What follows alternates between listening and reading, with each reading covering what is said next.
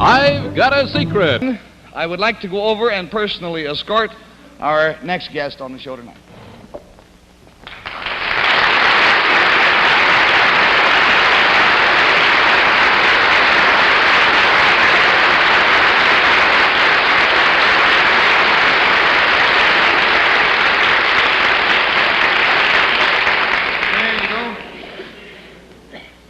Now then, sir, will you tell our panel, please? Let's get in a little closer. Do you mind if I pull you in, sir? There we go.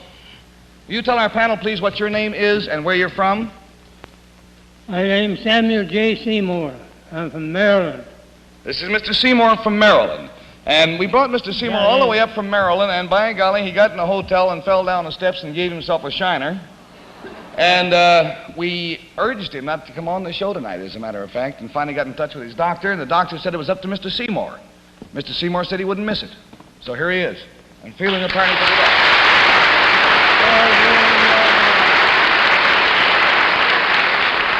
Now then, Mr. Seymour, how old are you, by the way, sir?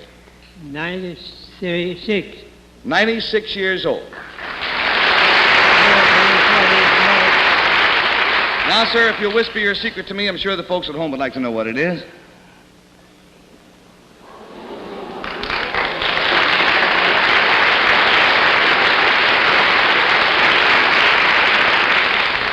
Well, now, to help classify his secret, I will tell you it concerns something that he witnessed.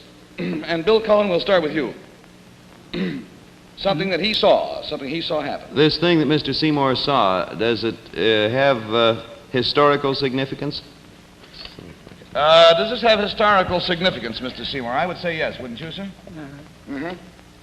I can't hear him very good. You have to tell me what it is. Yeah, there's quite a distance between our desks here. Let's all speak up, huh? Does it have political significance?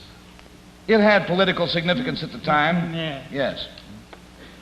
Well, if you're 96, that would make Mr. Seymour born in 1860. Henry is such a mathematician. Yeah. He's been writing over there all the time. This thing, did it have anything to do with the Civil War, Mr. Seymour?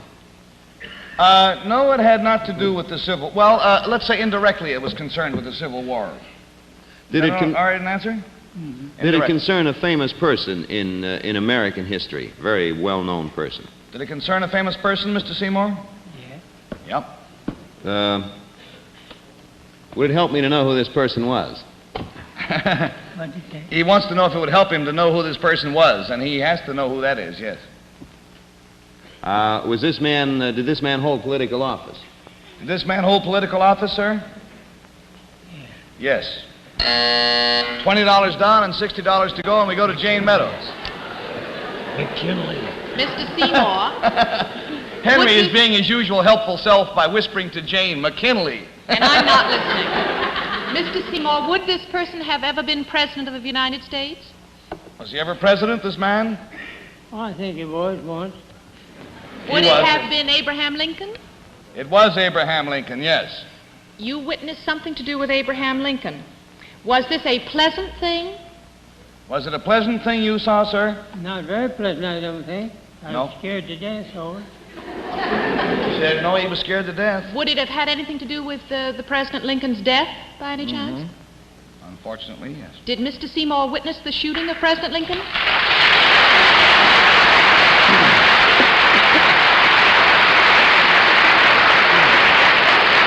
We found out about Mr. Seymour through a recent article in the American Weekly, and it said, I saw Lincoln shot. And this article is by Samuel J. Seymour, and it goes on to say that Mr. Seymour was 5 years old at the time. He had been taken to Ford's Theater by some good friends, and the curious thing was that when he was this youth, 5 years of age, when he saw Booth jump from the box to the stage, at which time he broke his leg, his only concern was not for the president, because he didn't realize that the president had been shot, but the poor man who fell out of the balcony.